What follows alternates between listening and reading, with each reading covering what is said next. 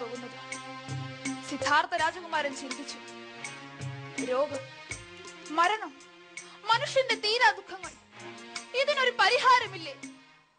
ഉത്തരം കിട്ടാത്ത ചോദ്യവും ഉരുവിട്ടുകൊണ്ട് സിദ്ധാർത്ഥ രാജകുമാരൻ മുന്നോട്ട് സഞ്ചരിക്കവേ സ്വാർത്ഥമോഹത്തിൻ കരിമ്പടം മൂടിയ വ്യാജമുഖങ്ങളെ കണ്ടു.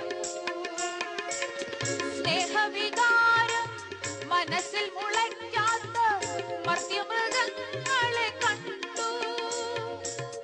വേണ്ട, വേണ്ട, ഈ കാഴ്ചകളൊന്നും എനിക്ക് കാണേണ്ട. ഇതോ എനിക്ക് ചുറ്റുമുള്ള ലോകം, ഇതോ എന്റെ പ്രജകൾ.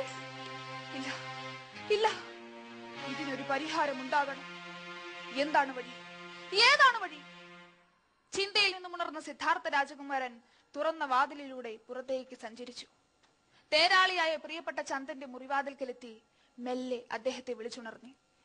ഉറക്കമണീറ്റ് വന്ന ചന്ദൻ കുമാരനെ കണ്ട് സംഭ്രമത്തോടെ ചോദിച്ചു, കുമാര, അവിടുന്ന് ഈ രാത്രിയിൽ എന്തുപറ്റി? എന്തുപറ്റി കുമാര? പതുക്കെ. ചന്ദ, തേരിറക്കൂ, എനിക്ക് പോകണം. കുമാര, ഈ രാത്രിയിൽ? അതെ, ഈ രാത്രിയിൽ തന്നെ എനിക്ക് പോകണം. പുലർന്നാൽ എന്റെ യാത്ര മുടങ്ങും. എവിടേക്കാണ് കുമാര ഈ രാത്രിയിൽ പോകേണ്ടത്?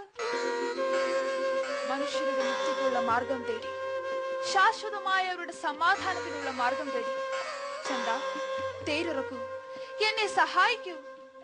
ആ രാത്രിയിൽ മടികൾ അഴിച്ചു വെച്ച കുതിരകൾ പൂട്ടിയ തേരിൽ യാത്രയായ സിദ്ധാർത്ഥ രാജകുമാരൻ കപിലവസ്തുവിന്റെ അതിർത്തിയിലെത്തി തേരാളിയായ തന്റെ പ്രിയപ്പെട്ട ചന്ദനെ മടക്കി അയച്ചു.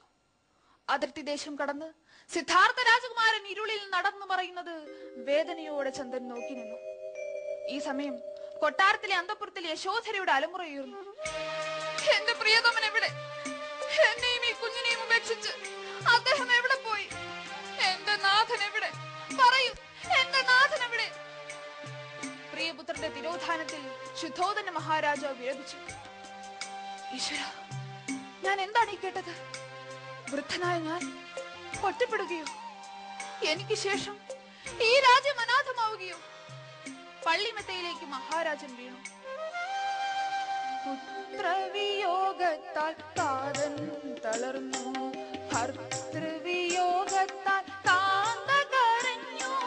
കാലം കടന്നുപോയി കാത്തു നിൽക്കാതെ കാലവർഷങ്ങൾ പെയ്തൊഴിഞ്ഞു. എത്ര കാലവർഷങ്ങൾ പെയ്തൊഴിഞ്ഞു. അതാ ഗയാ എന്ന സ്ഥലം. പൂർണ്ണചന്ദ്രൻ പ്രകാശം ചൊരിഞ്ഞു നിൽക്കുന്ന ഒരു പൗർണമി രാവ്.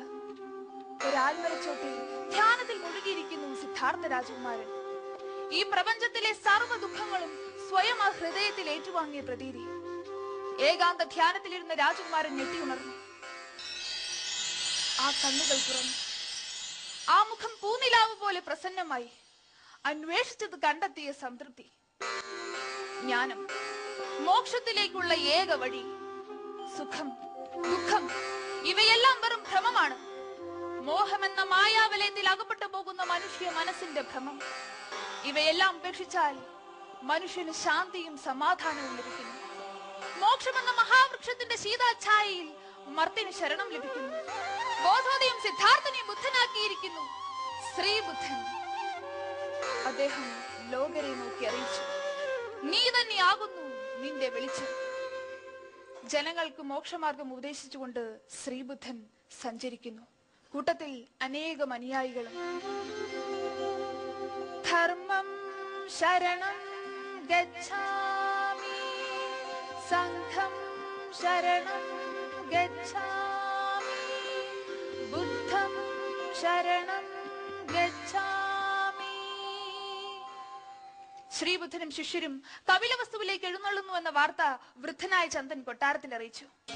പുത്രനെ സ്വീകരിക്കാൻ അച്ഛൻ കാത്തുനിന്നു. ഭർത്താവിനെ സ്വീകരിക്കാൻ യശോധര കാത്തുനിന്നു. അച്ഛനെ സ്വീകരിക്കാൻ പുത്രൻ രാഹുലൻ കാത്തുനിന്നു. അപ്പോൾ അതാ വരുന്നു.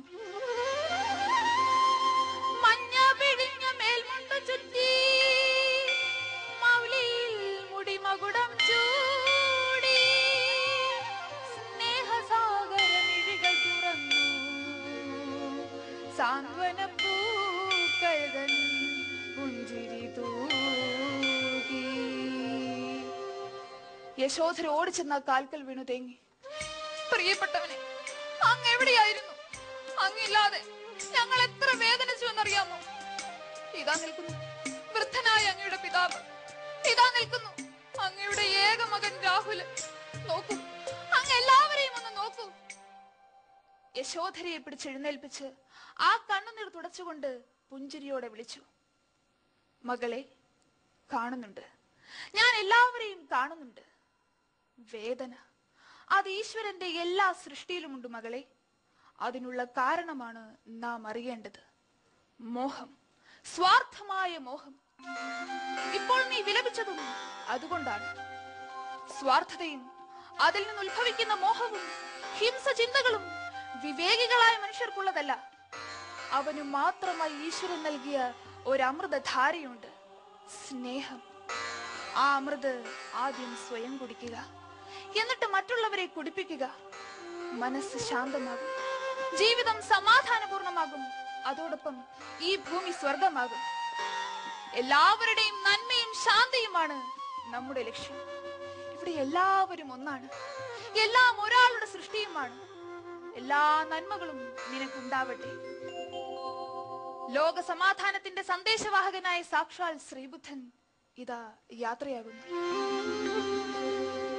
ബുദ്ധം ശരണം ഗച്ഛാമി, ധർമ്മം ശരണം ഗച്ഛാമി, സംഘം ശരണം ഗച്ഛാമി, ബുദ്ധം ശരണം ഗച്ഛാമി.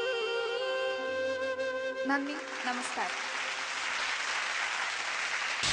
കഥ പറയും AVT, കഥ പറയും AVT പ്രീമിയം കഥ പറയുമ്പോൾ